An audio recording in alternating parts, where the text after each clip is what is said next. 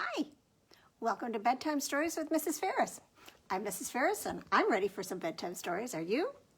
I'm going to share a couple of books. We'll do some finger plays and songs. We'll have some fun on the flannel board, and then we'll finish up with our going to bed rhyming story.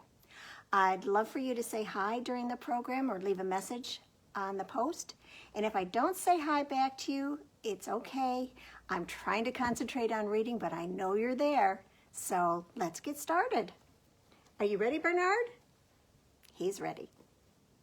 Our first book is called What is Chasing Duck? It's by Jan Thomas, one of my favorite authors, and it's published by Houghton, Mifflin, and Harcourt. And look at that duck. Something's scaring him.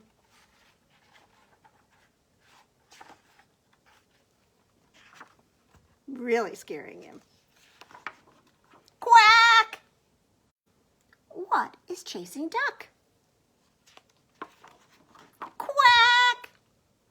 You say it's something wild and hairy? Wild and hairy? Oh dear! That's what he thinks it could be. Let's get out of here! Bah! Quack! It's a noisy book, isn't it? What is chasing duck and sheep? Quack! You say it has big teeth? Big teeth? Oh dear! Let's get out of here! Hee-haw! Bah! Quack! Now stop this crazy running. Stop and face your fears. Quack. You wonder if I'll protect you when it comes near? I thought donkey could. Hee-haw! Quack! It's here. Oh. Who was chasing them? So, this squirrel is what's been chasing you? Quack! Oh, I'm so glad I caught up with you. You dropped this. Turnip! Quack, quack. Happy to help. Uh-oh. Do you see what I see? Uh-oh. He dropped that. So what is chasing squirrel? Eep! I hope they catch up. Silly, wasn't it? Well, let's do a finger play.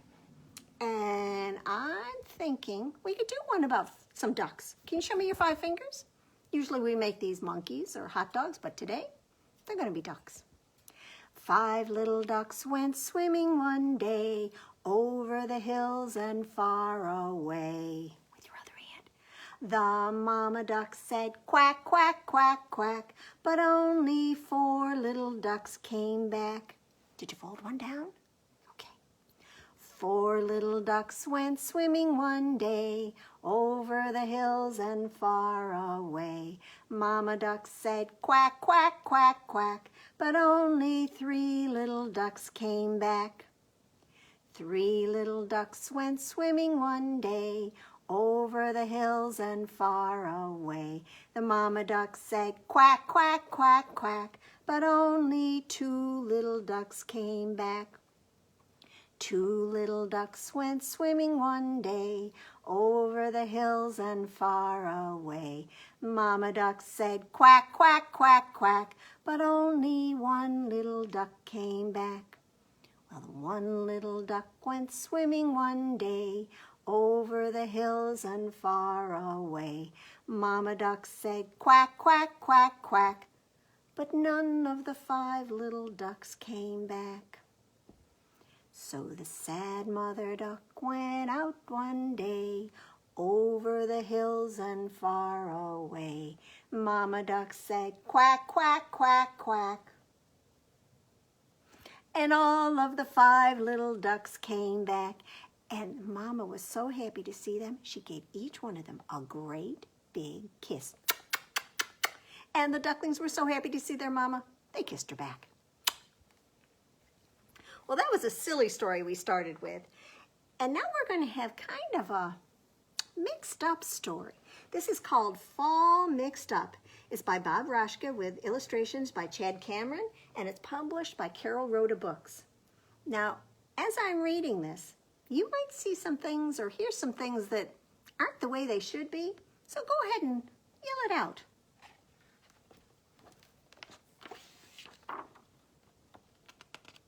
Looks like a nice fall day, doesn't it? But it's going to get mixed up.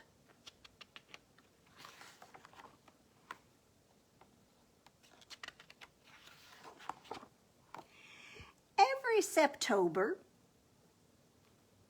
and every October, fall fills my senses with scenes to remember. Apples turn orange, and pumpkins turn red.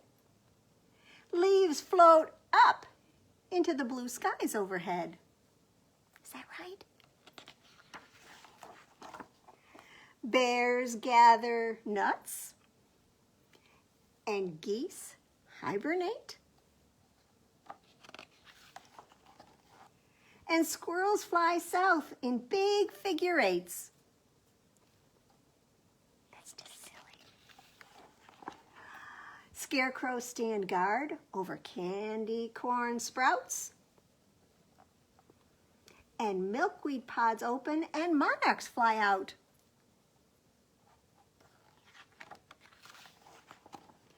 Touchdowns are hit. Home runs are kicked.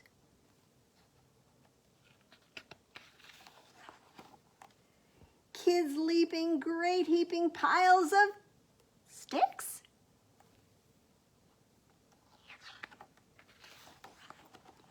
Hats cover hands.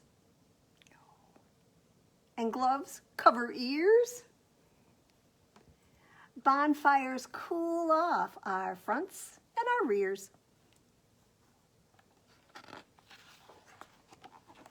Warm apple syrup, baked maple seeds, and caramel pumpkins taste yummy indeed.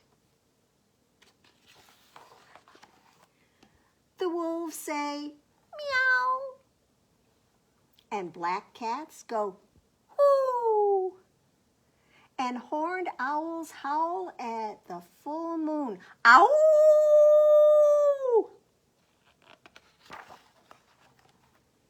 Mummies go bats, vampires ride brooms, tightly wrapped witches escape from their tombs. Neighbors give stuffing and drumsticks for treats. And families give thanks for a bounty of sweets.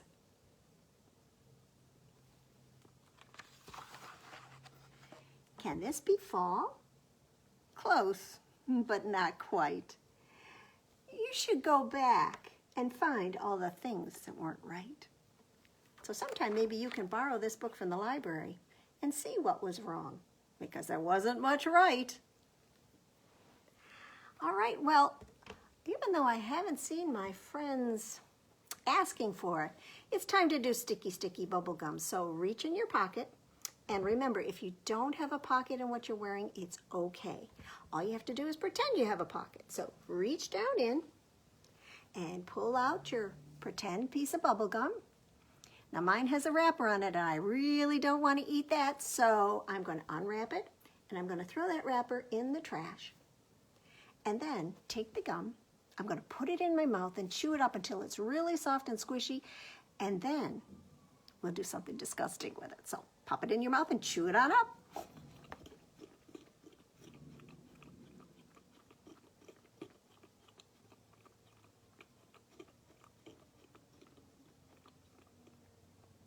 Is yours ready? Mine is. Put out your hand. 1, 2, 3, spit. And clap your other hand on top of that sticky bubble gum, but now your hands are stuck together. So I guess we better sing our song. We've got sticky, sticky bubble gum, sticky, sticky bubble gum, sticky, sticky bubble gum, stick it on your chin. What do we say to get it off? I hope you remember. Unstick. Sticky, sticky bubble gum, sticky, sticky bubble gum, sticky, sticky bubble gum, stick it on your arm. Unstick. Sticky, sticky bubble gum, sticky, sticky bubble gum, sticky, sticky bubble gum, stick it on your nose. Let's say it together. Unstick. Sticky, sticky bubble gum, sticky, sticky bubble gum, sticky, sticky bubble gum, stick it on your back. Unstick. Sticky, sticky bubble gum, sticky, sticky bubble gum, sticky, sticky bubble gum, stick it on your cheek. Unstick. Sticky, sticky bubble gum, sticky, sticky bubble gum, sticky, sticky bubble gum. You know which verse this is, don't you? Stick it on Mom or Dad. I'll wait. Unstick. Sticky, sticky bubble gum, sticky, sticky bubble gum, sticky, sticky bubble gum, stick it on your toe. Unstick. Sticky, sticky bubble gum, sticky, sticky bubble gum, sticky, sticky bubble gum. Let's throw it in the trash. Choo. Well, somebody noticed I had my owl earrings on. I wanted to be a hoop tonight. And I thought we'd have kind of a spooky story. This is called Skeleton Meets the Mummy. It's by Steve Metzger. That's a name I know. And it's illustrated by Aaron Zentz, and it's published by Scholastic. Oh my. Sammy couldn't wait to go trick-or-treating. He didn't even need a costume. Not so fast, said his mother. Sammy stopped with a click and a clack. I need you to bring this thermos of hot soup to Grandma Bones. There's a chill in the air tonight. But Mom, said Sammy, Derek is waiting for me. Oh, it's just a short walk through the woods, said his mother. You'll still have plenty of time to get candy with your friend. Okay, Sammy said. He took the soup and stepped out into the Halloween night. It's kind of dark, Sammy thought as he slowly walked through the woods.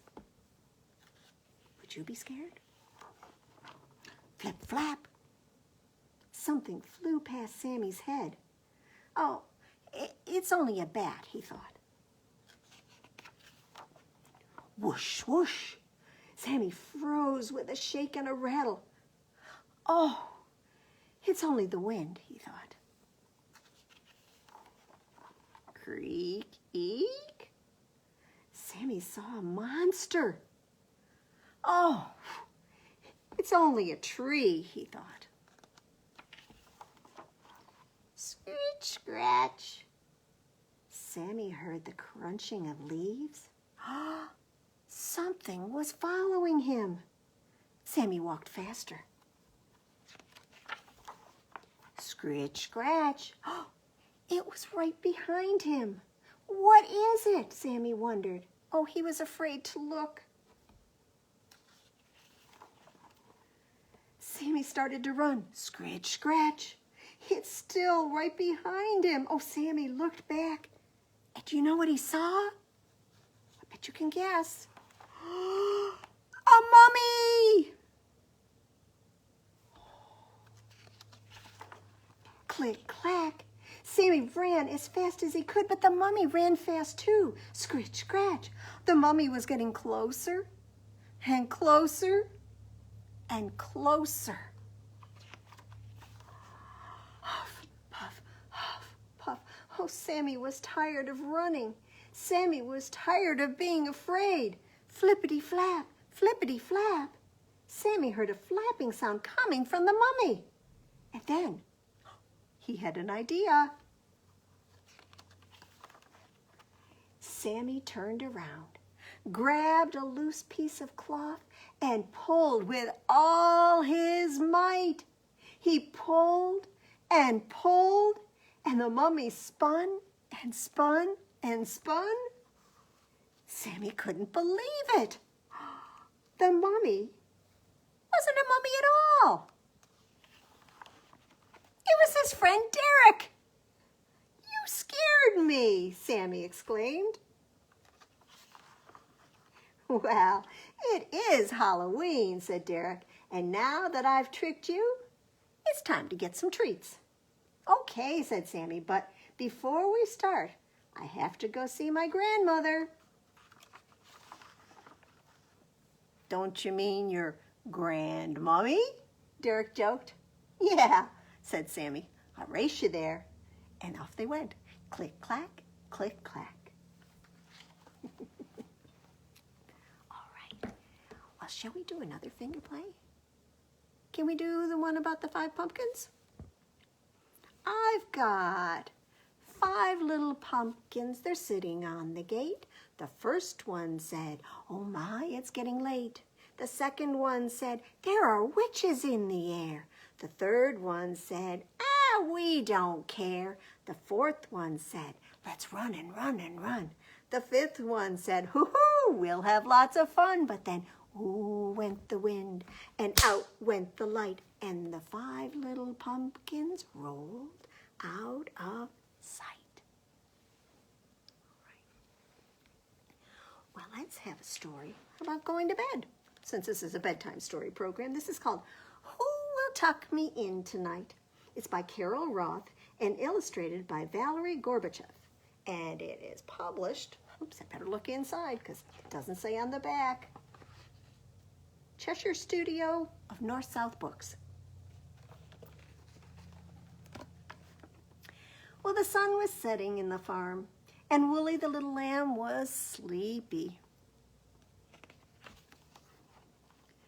But Wooly couldn't find his mother. Oh, who will tuck me in tonight? He asked sadly. I will, said Mrs. Cow. Don't you worry. I know how. Everything will be all right. I'll tuck you in real snug and tight. Then Mrs. Cow spread out the blanket and tucked Wooly in so tight he couldn't move. Stop, cried Wooly. That's not right. Oh, who will tuck me in tonight? Oh, fancy that, said Mrs. Cat. I can do it just like that. I think I know just what you're missing. You need lots of bedtime kissing. Then Mrs. Cat began to lick Wooly all over his face with her tongue. Ooh, yuck, cried Wooly. That's not right. Oh, who will tuck me in tonight? Here I come, said Mrs. Horse. I can do the job, of course. When you're in bed all nice and snug, I'll give you a great big hug. Then Mrs. Horse sat down on Wooly's bed and wrapped herself around him and squeezed with all her might. Help! Cried Wooly. That's not right. Oh, who will tuck me in tonight? Oh, no job's too small, no job's too big. I can do it, said Mrs. Pig. Now don't you move. I'll be right back. I think you need a bedtime snack. Then Mrs. Pig bought Wooly a pail full of messy, stinky piggy snacks. No, no, cried Woolly. That's not right. Oh, who will tuck me in tonight? Don't you worry, you're in luck. I can help, said Mrs. Duck. So don't you fret and don't you cry. I'll sing a lovely lullaby. Then Mrs. Duck sang quack, quack, quack, quack, quack, quack. But it didn't sound very much like a lullaby to Woolly. Enough, said Woolly. That's not right. Can anyone tuck me in tonight? I can, said Mother Sheep. Oh, she's back. You're back, cried Woolly. Yes, my little lamb, I'm so sorry I'm late. She tucked his blanket in just right, not too loose and not too tight. She gave hugs and kisses that were soft and sweet and something sensible for him to eat. She sang some lovely lullabies. And then little Woolly just closed his eyes. Good night, little Woolly. Sleep tight. All right. Well, maybe we should bring the monkeys up to jump on the bed. I think we can. Can you get them ready? I've got 5 little monkeys who were jumping on the bed. When one fell off, oh, he bumped his head. So Mama called the doctor, and the doctor said, no more monkeys jumping on the bed. So 4 little monkeys were jumping on the bed. One fell off and bumped his head. Mama called the doctor, and the doctor said, no more monkeys jumping on the bed. So 3 little monkeys were jumping on the bed. One fell off and bumped his head. So Mama called the doctor, and the doctor said, no more monkeys jumping on the bed. So 2 little monkeys were jumping on the bed. One fell off and bumped his head. So Mama called the doctor, and the doctor said, no more monkeys jumping on the bed. So that leaves 1 little monkey jumping on the bed. When she fell off, oh, she bumped her head. So Mama called the doctor, and the doctor said, no more monkeys jumping on the bed. So there are no more monkeys jumping on the bed. But I think we can do our flannel board story. And it's a story I've known for a long time. And it's appropriate right now because we're starting to get out our winter clothes, like our winter jackets and our winter sweaters and our hats and things. So this is a story about a tailor. Do you know what a tailor is? We have a couple in town. A tailor is someone who makes clothes for people, or if you buy clothes and they need to be adjusted, like maybe the hem has to come up, or they have to have something taken in so they'll fit better. So that's what a tailor is. Well, once in a village, there lived a poor tailor. He had made overcoats for many, many people, but you know who really needed one? He did, because it was starting to get cold out, and his old coat, it wouldn't make it through another winter. But he never had enough money to buy material to make something for himself without having to make something to sell. But bit by bit, he saved his money until at last he could buy a beautiful piece of red wool. Now he cut that wool very carefully so he didn't waste any of it. And then he pinned it together and sewed it all up, and he made himself a beautiful red coat. It fit him perfectly. He wore it when it was the least bit cold. He wore it and wore it until it was all worn out. At least he thought it was all worn out, but when he took a closer look at that coat, he could see that there was still enough good fabric in it for him to make something else. So he took that coat, cut it up, stitched it again, and you know what he made? Why, he made himself a jacket. And he could wear it almost as often as when he wore the coat. And it fit him perfectly, so he wore it. And he wore it, and he wore it until it was all worn out. At least he thought it was all worn out, but when he took a closer look at that jacket, he could see that there was still enough good fabric in it for him to make something else. So he took that jacket, cut it up, stitched it very carefully, and he made himself a vest. And oh, didn't he look fine in that vest? Why, he could wear it even more places than the jacket because he could wear it indoors or out, and he looked very fine.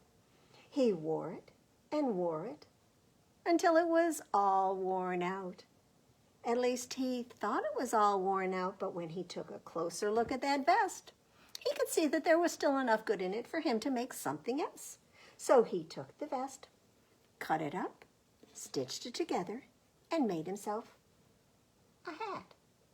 You might have noticed he needed one because he was a little bald on top. Well, he wore that hat whenever he went out. Didn't wear it inside, but wore it outside. He wore it and wore it until it was all worn out.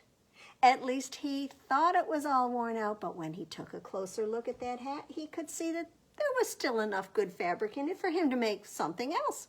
So he took the hat, cut it up, stitched it again, and made himself, oh, you're going to like this because he looks really good in it, a bow tie. And didn't he look handsome with that bow tie? Why, he wore that bow tie every day. He wore it in his tailor shop. He wore it when he went to get lunch. He wore it when he went to church. He wore it when he went to friends' houses. He wore it and wore it until it was all worn out. At least he thought it was all worn out, but when he took a closer look at that bow tie, do you know he could see that there was still enough good fabric in it for him to make something else. So he took that bow tie, cut it up, and he made himself a button. A button that he could put right on the waistband of his trousers to hold his suspenders. And he needed those suspenders to hold his pants up. So that button was very, very important. He wore that button every single day. He wore it and wore it until it was all worn out. At least he thought it was all worn out. But when he took a closer look at that button, he could see that there was still just enough for him to make something else. So he made a story. And he started telling that story everywhere he went. He told it here, he told it there. He told it so many places that I heard it. And it's the story that I just told you. And it just goes to show that, well, with a good story, it can never, ever be all worn out. Thank you. Well, are you ready for our last book? Hi, Leo. Hi, Max. Glad you could join us. This is called the Going to Bed book, and we do it every week because it's Bernard's favorite book because he's in it. So let's do it. It's by Sandra Boynton, and it's published by Workman Press. Oh, actually, this one is by Little Simon. I think I say that every time. Well, the sun has set not long ago. Now everybody goes below to take a bath in one big tub with soap all over. Scrub, scrub, scrub. They hang their towels on the wall and find pajamas, big and small. And with some on top and some beneath, they brush and brush and brush their teeth. And when the moon is on the rise, they all go up to exercise. And down once more, but not so fast. They're on their way to bed at last. The day is done. They say good night, and somebody turns off the light. The moon is high, the sea is deep. They rock and rock and rock to sleep. And pretty soon, if not right now, it'll be time for you to go to sleep. Thanks for tuning in. We'll be back next week with another bedtime story program for you. Thank you for watching. I'm glad to see that Weston's here. Hi. And have a good night's sleep. Sweet dreams. Bye-bye.